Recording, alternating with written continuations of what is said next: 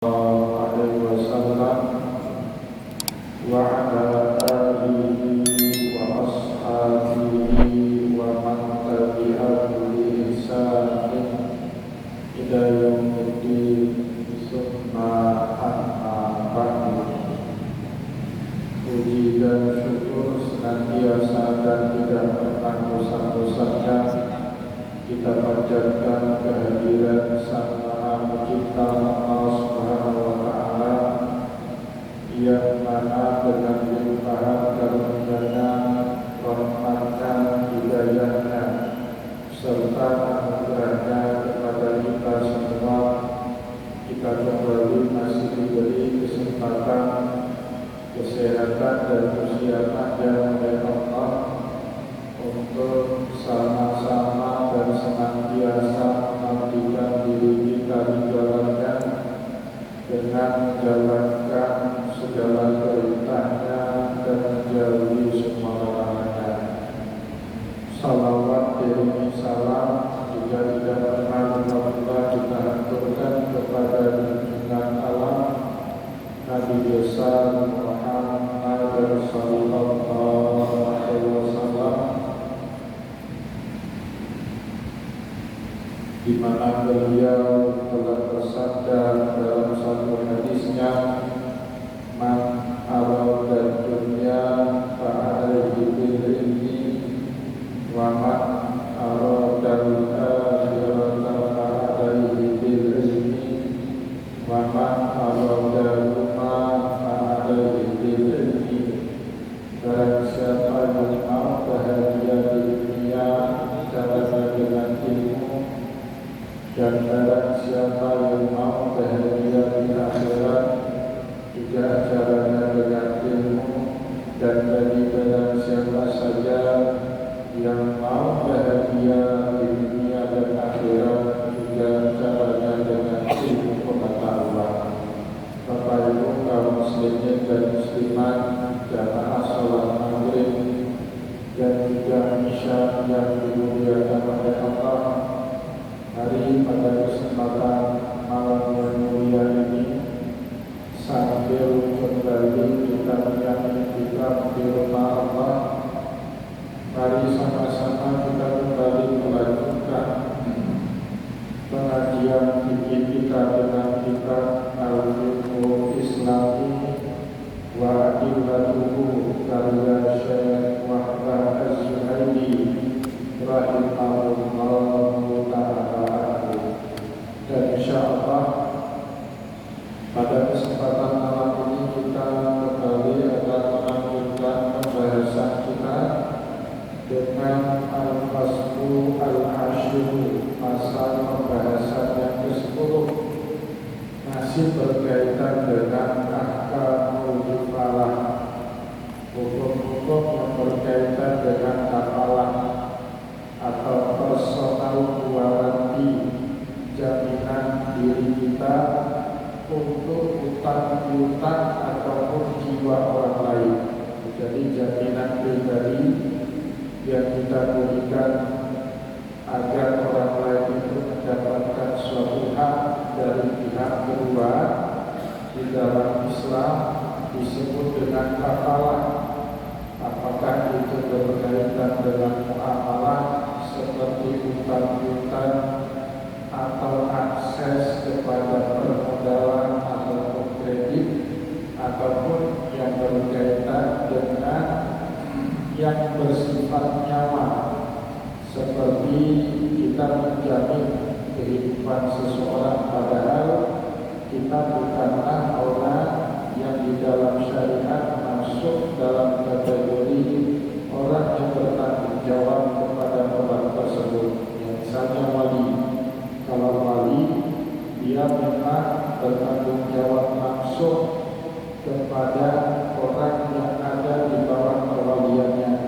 Ini orang tidak kita kenal, tapi karena kita sayang, kasihan, ada kepedulian, maka kita mau berikan jaminan personal hidup, tunjangan hidup kepada orang tersebut, meskipun kita tidak punya hubungan perwalian atau tidak punya hubungan nasab sama dalam syariat Bapak Ibu, personal warranty inilah yang disebut dengan kafalah, baik sekali lagi yang berkaitan dengan amalah ataupun yang berkaitan dengan nyawa ataupun jaminan hidup seorang ditanggung oleh orang lain.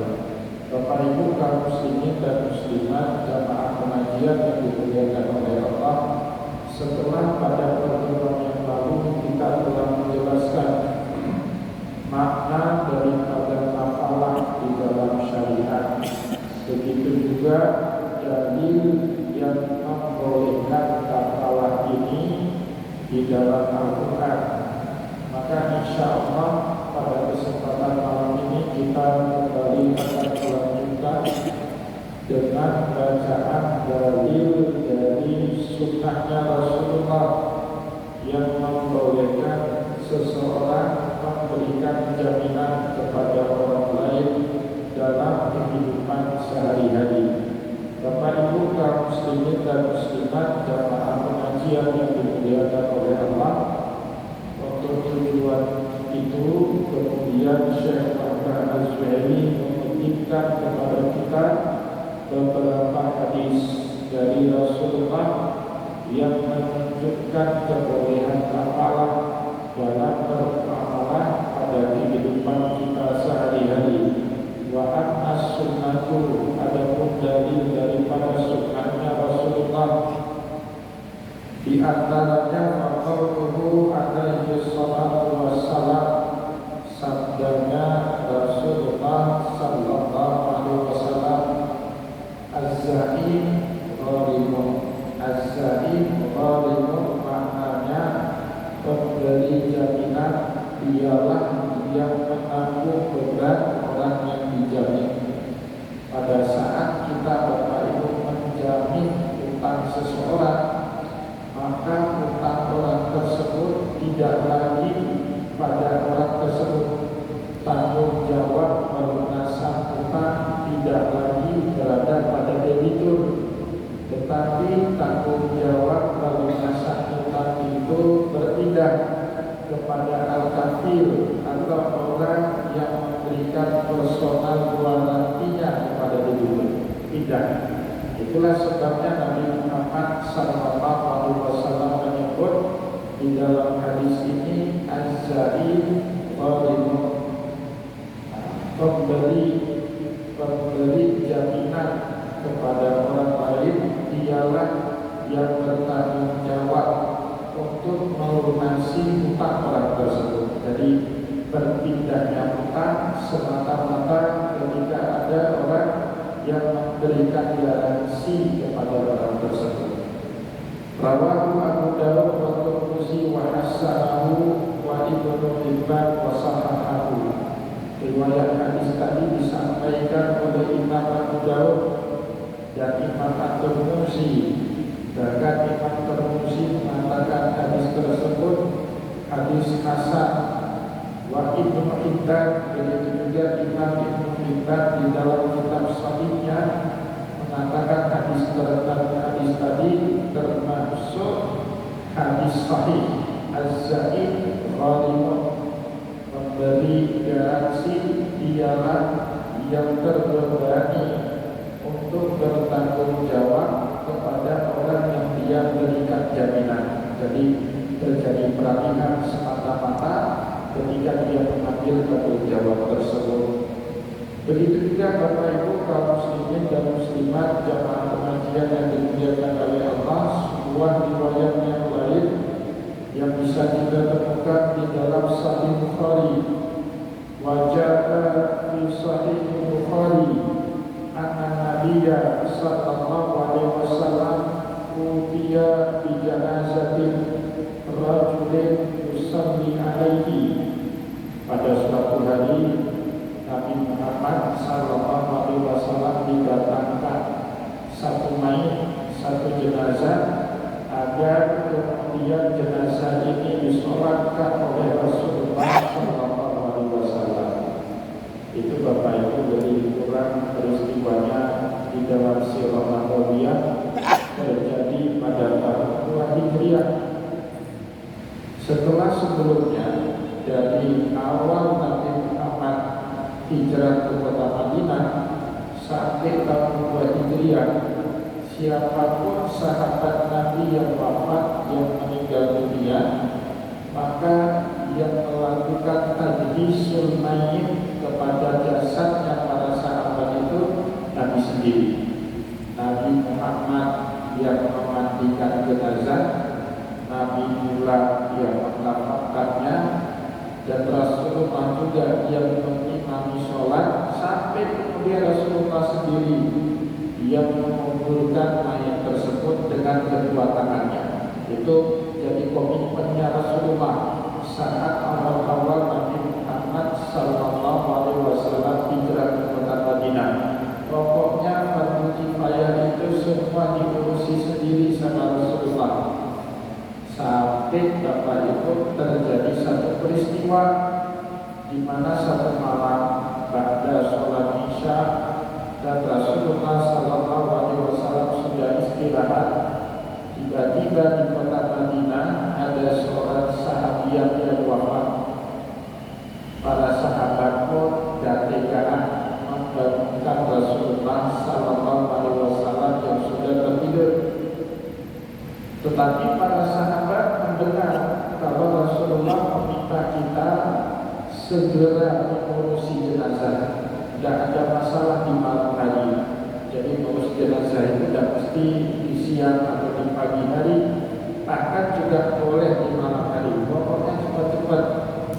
Maka oleh karena itulah para sahabat kemudian sepakat kita terus jenazahnya, dimandiin terus malam itu, juga dikafankan, disolatkan sampai dikuburkan di malam itu juga tanpa membangunkan Rasulullah Sallallahu Alaihi Wasallam.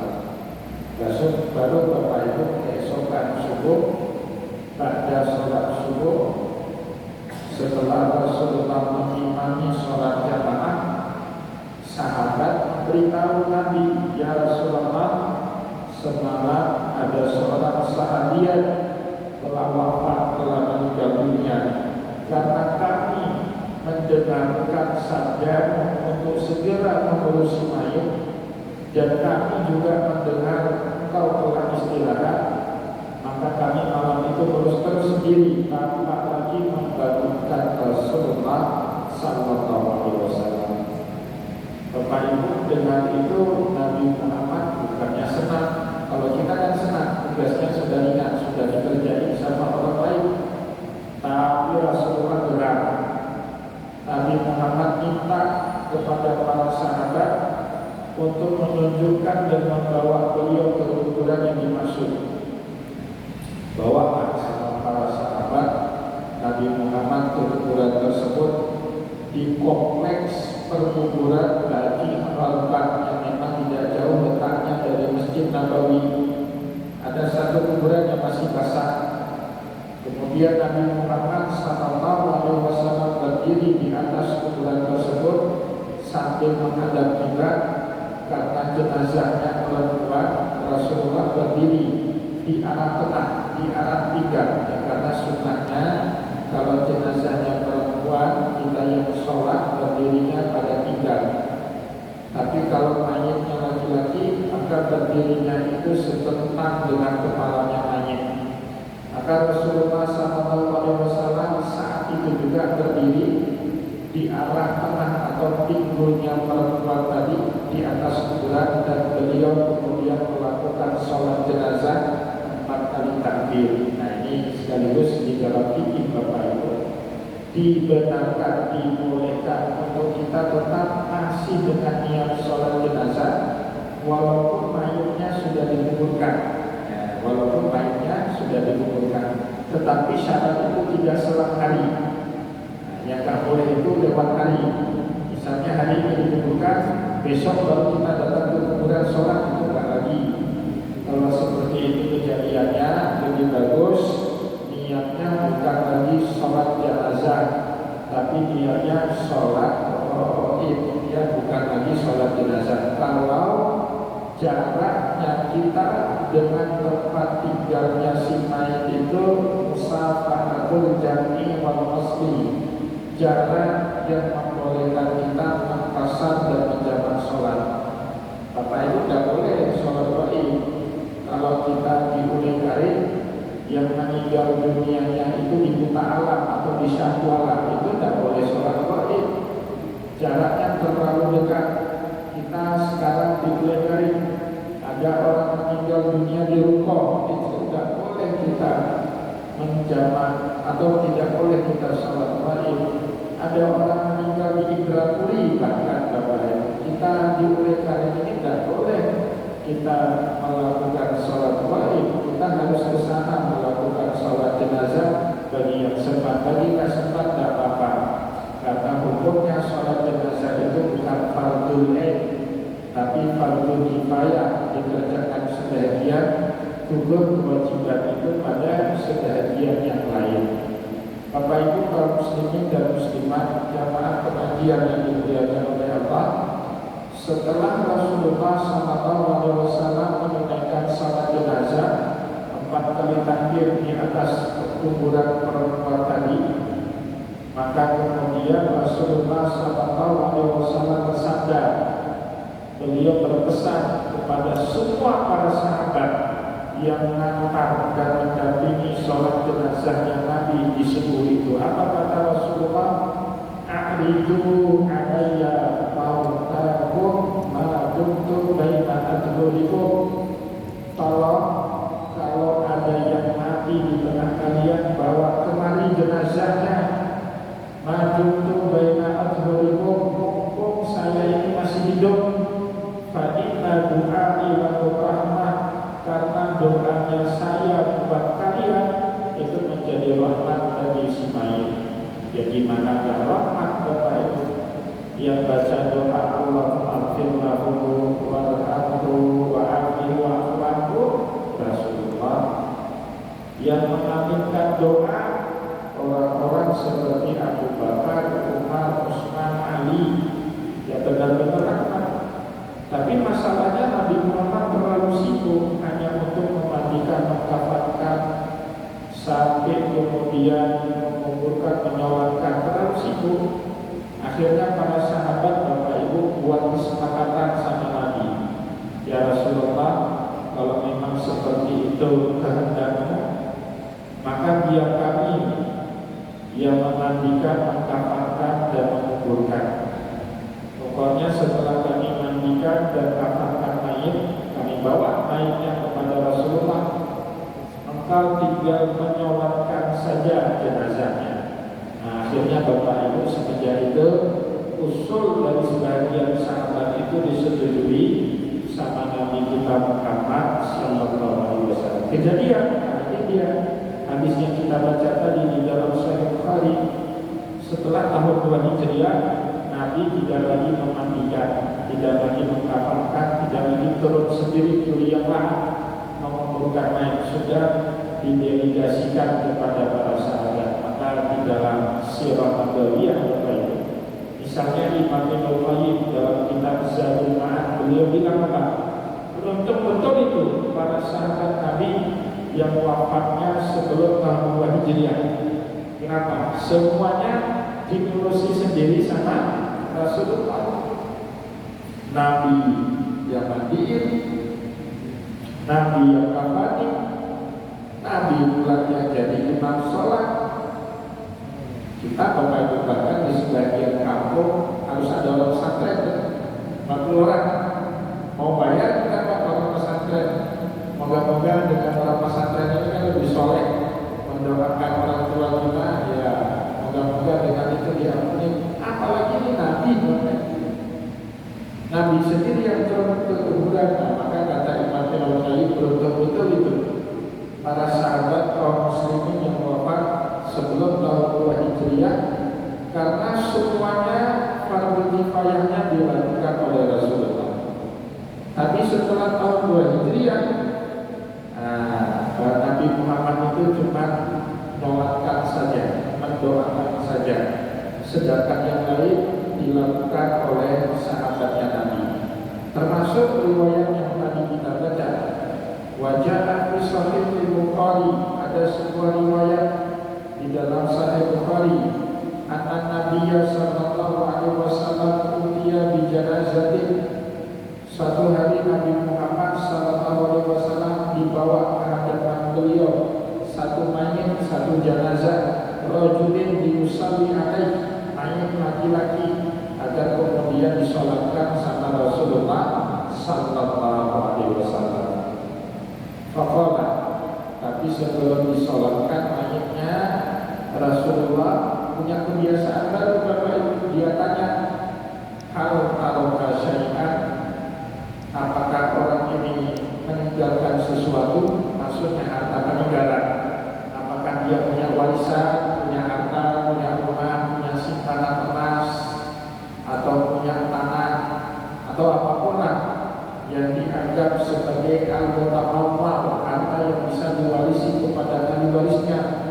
Qalu la, ahlul baitnya mayit ini pun berkata tidak. Jenazah ini orang fakir, orang miskin, tidak meninggalkan harta warisan. Qala, maka kemudian Rasulullah SAW pun berkata, hal alaihi dainun, apakah si mayit ini punya utang piutang? Nah ini, hati-hati. Yang kira-kira masih banyak utang-utang lunasi, itu enggak main-main Bapak. Mohon maaf, dalam hadis bahkan orang yang mati syahid pun ruhnya itu tidak akan diterima sama Allah kalau dia masih terjerat utang piutang dengan sesama manusia. Hati-hati.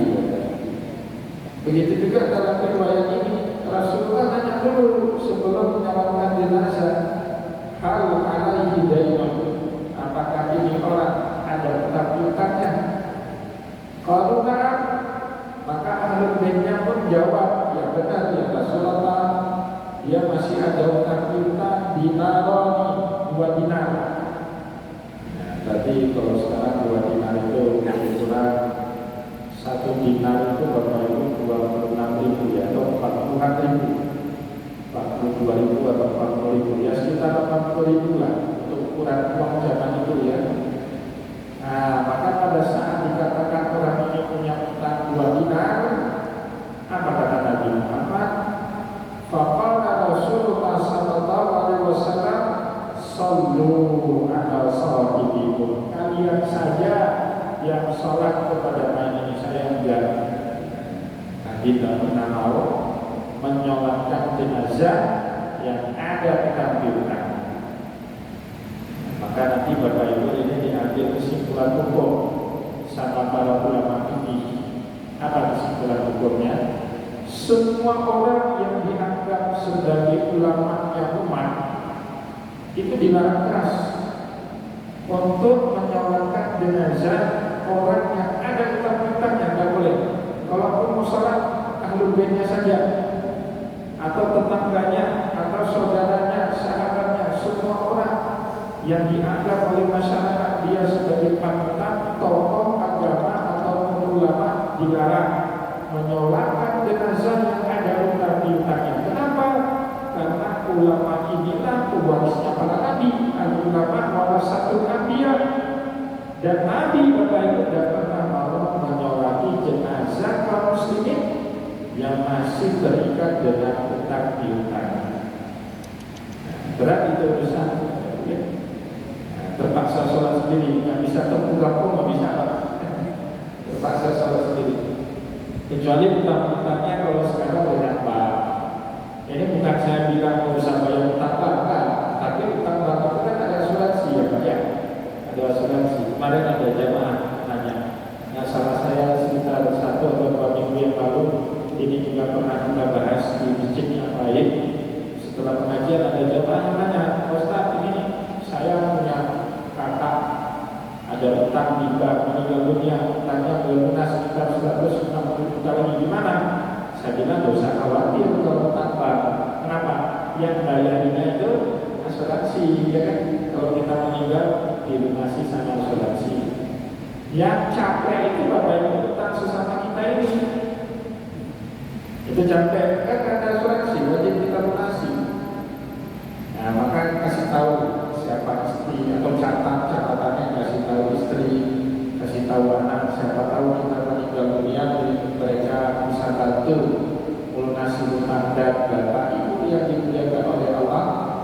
ahli waris bertanggung jawab kepada utang piutang yang ditinggalkan oleh waris atau oleh pewaris. Jadi kita bertanggung jawab sama utang piutang bapak kita. Jangan nanti bilang, oh kan itu ayah saya yang berutang, saya enggak. Tanggung jawab itu namanya kafalah, tanggung jawab itu. Nah, maka di sini diceritakan setelah Nabi Muhammad sallallahu alaihi wasallam berkata, "Sallu ala shadiqikum," kalian sajalah yang sholat kepada mayit ini. Saya enggak, kata Nabi. Tiba-tiba kata satu orang ahli baitnya si mayit, ahli warisnya si mayit, kakak kandungnya si mayit, yang juga kebetulan masih sahabat Nabi, Abu Qatadah. Abu Qatadah itu termasuk sahabat yang paling banyak meriwayatkan hadis. Karena Abu Qatadah tahu ini konsekuensinya berat. Abu Qatadah kemudian mengatakan, "Huma alayya ya Rasulullah." 2 dinar utang adikku itu saya yang bayari, wahai Rasulullah. Baru ketika ada orang yang menggaransi, itu yang dimaksud dengan kafalah. Ada yang memberikan personal warranty, jaminan pribadi. Dia saya yang mengasih, walaupun nggak di detik juga kan bayarnya kan besok. Karena detik itu yang penting sholat jenazah dulu. Setelah itu baru dikumpulkan bayarnya nanti. Tapi minimal ada orang yang ambil alih tanggung jawab itu. Abu Qatadah yang tampil di sini, "Umma ada ya Rasulullah, saya yang akan bayari utang saudaraku ini 2 dirham itu, 2 dinar itu, wahai Rasulullah." Ketika ada yang menjamin, baru kemudian Nabi Muhammad sallallahu alaihi wasallam pun melakukan sholat jenazah. Fasallallahu alaihi Nabi sallallahu alaihi wasallam. Baru kemudian Nabi Muhammad sallallahu alaihi wasallam mau menyalakan jenazahnya si mayit. Akhirnya Bapak Ibu itu dipakai sama ulama kita. Sebelum mayit itu disolatkan kan ditanyai dulu sama pentakziah. Kalau di dalam fikih Bapak Ibu itu bukan khutbah Jumat, bukan ceramah itu. Jangan sampai 30 menit, 40 menit kita ulama. 3 aja itu yang wajib disampaikan. Yang pertama, nasihat kematian. Kasih tahu kepada jamaah takziah, kafabil mauti wa'ida, cukuplah dengan kematian. Jadi nasihat yang paling ampuh bagi kita yang masih hidup. Karena setiap yang bernyawa pasti mati, kullu nafsin dha'iqatul maut. Kalau dengan kematian ini kita nggak bisa ambil pelajaran, berarti nggak ada obat lagi. Nah, itu disampaikan yang pertama. Dan yang kedua, Bapak Ibu syahadah, minta para pentakziah itu menyaksikan kalau mayit ini orang baik. Dan kita Bapak Ibu di dalam mazhab Syafi'i wajib jawab kalau ditanya, apakah mayit ini adalah selama hidupnya orang baik? Wajib jawab baik, walaupun dia tak pernah sholat, walaupun dia durhaka, walaupun masih terikat utang piutang. Tapi Bapak Ibu kata Imam Syafi'i, kalau ditanya apakah ini mayit orang baik, kita wajib jawab baik. Kenapa? Yang pertama, kata Rasulullah, 5 orang saja yang bersaksi satu mayit ini adalah orang baik, jaminannya surga. Itu yang pertama. Yang kedua, Bapak Ibu, kita gak bohong. Kata Imam Syafi'i, gak bohong. Kenapa? Ada doanya Nabi, Allahumma ja'alil hayata ziyadatan lana min kulli khair. Ya Allah, jika Engau takdirkan kami hidup panjang, maka jadikanlah setiap detik kehidupan kami sebagai cara bagi kami nambah kebaikan. Waj'alil mautana rahatan lana min kulli syarr. Dan seandainya kami esok hari ditakdirkan mati, maka jadikanlah kematian itu cara bagi kami berhenti dari melakukan perbuatan dosa. Ketika orang mati, Bapak Ibu, dia masih bisa nggak meninggalkan sholat? Gak bisa tinggal sholat kan? Dulu seumur hidupnya tidak pernah sholat, tinggal sholat selalu. Ketika dia mati, masih bisa nggak dia tinggal sholat? Tidak bisa lagi, berarti baik kan? Baik. Dulu waktu hidup kerjanya minum tua, mabuk-mabuk. Ketika mati, masih bisa nggak dia minum tua? Tidak bisa. Baik kan main itu? Baik. Dulu waktu hidup suka nipu orang, pinjam duit nggak bayar. Mati dia Pak, masih bisa pinjam duit nggak sama orang? Bisa kan? Baik kan? Nah dari situlah kata Imam Syafi'i, kalau besok-besok bapak-bapak ini pergi ada orang mati ditanyai, apakah ini mayat orang baik? Walaupun kita tahu ini bejatnya minta ampun yang Fir'aun, tapi bapak ibu wajib jawab baik. Berkah-berkah, walaupun dalam hati panena, baiklah ini yang lahirkan yang baik-baik aja. Yang kedua, yang ketiga Pak, ditanya utang-utangnya. Kalau si mayat ini selama hidup ada utang-utang yang kecil-kecil, yang jenis pemaaf, berkata pemaaf. Kalau yang punya kedai kopi, jawabnya kecil, Pak, pelan. Aduh, maaf, diulang-ulang gimana lagi ditarik Pak? Ya kan kasihan itu. Maka Bapak Ibu kalau minum kopi, Bang boleh ya? Jangan gitu. Kasihan ketika punya kedai kopi. Yang bagusnya deposito, kayak jamaah Berawi, jamaah Lampung itu di Adi Bukti itu deposito dia Pak. Untuk 1 bulan kopi 1 juta taruh di situ. Tapi juga potong-potong terus. Itu bagus, nggak apa-apa. Nah, jangan utang, kasihan juga kedai kopi kecil orang cari 1-2 rupiah, ya kan? Kalau utangnya besar yang nggak bisa dimaafkan, insya Allah setelah selesai fardu kifayah ini pintu akhir terbuka oleh kepanjangan itu sudah ada. Dia melakukan apalah, memberikan personal guarantee. Kalau itu sudah dilakukan, Nabi Muhammad kembali mau sholat. Dan juga para ulama diizinkan kembali di dalam fikih untuk menyolatkan jenazah meskipun dia masih ada utang piutangnya.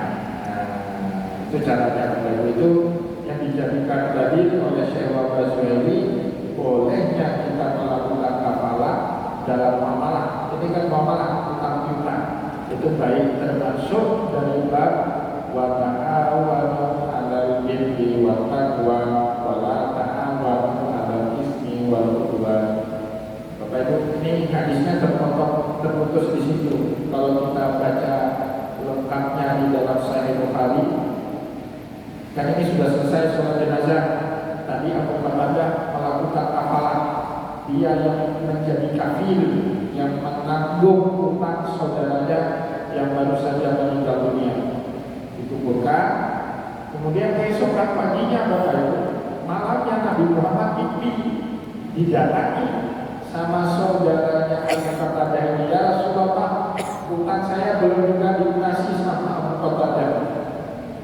Maka setelah sholat subuh, besok paginya setelah sholat subuh, Rasulullah gak zikir, baru Nabi Muhammad, Ainal Qatadah, mana Abu Qatadah? Kamu mana ya Rasulullah? Saya di sini ya Rasulullah. Udah bayar nggak utangnya? Belum. Kita gitu Pak, pandemi lama ya. Tapi kalau waktu masuk cepat, Abu Qatadah lupa bayarnya. Dan disuruh keluar kamu bayar, hari ini juga dikawal sama Nabi sampai Abu Qatadah melunasi 2 dinar tersebut. Bapak Ibu kaum muslimin dan muslimat jemaah pengajian yang dimuliakan oleh Allah, kita cukupkan bacaan kita pada kesempatan malam yang mulia ini. Semoga apa yang telah kita sampaikan tadi bermanfaat kepada kita semua, dan insya Allah pada pertemuan yang akan datang kita kembali akan lanjutkan bahasan kita ini. Saya mohon maaf jika ada yang tidak berkenan. Wallahu a'lam. Wassalamualaikum warahmatullahi